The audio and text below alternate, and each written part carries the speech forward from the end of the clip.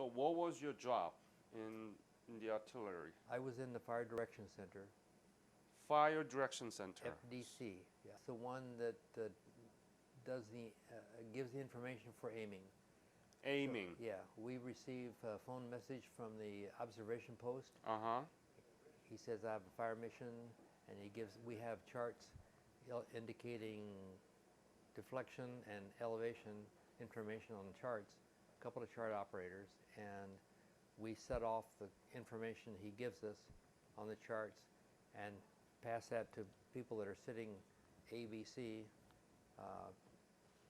who are talking to the 3 different batteries that we have, ABC, and they converted that to fire commands, and on the phone told it to the battery, and the battery then took that information and set it on the guns and fired the mission.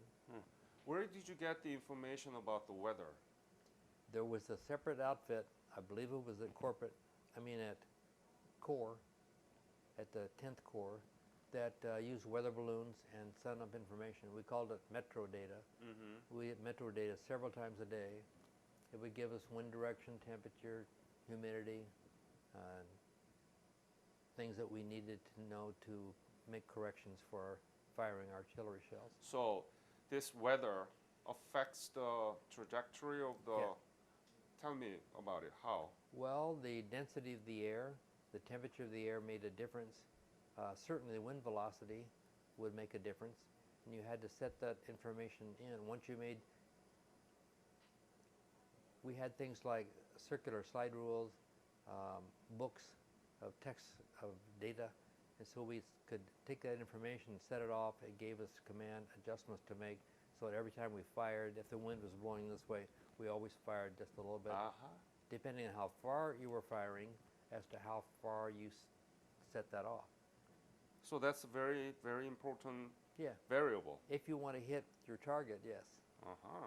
In other words, we always had an observer, usually on the ground, up with the infantry, sometimes in an airplane, a small plane, but they would adjust. We'd fire around, and when it exploded, he would say, adjust 100 yards to the right, 100 yards forward, and fire another round.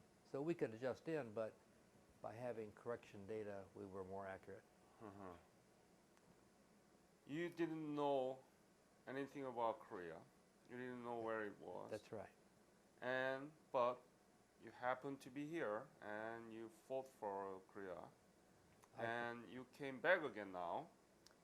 What is Korea to you?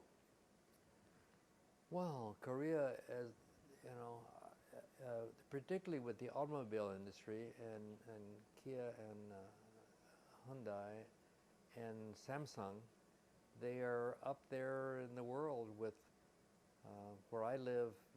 I'm close to the home of Apple, and Google is the home in my hometown, and so here's Korean businesses that are right up there in competition with them, and lawsuits with them, back and forth. So I know what Korea's done, and I've seen pictures, so I knew what had happened. I didn't know how it had happened. That is, I still don't really know how this country was able to become a world leader in electronics and automobiles in 60 years. How they could do that, I don't understand.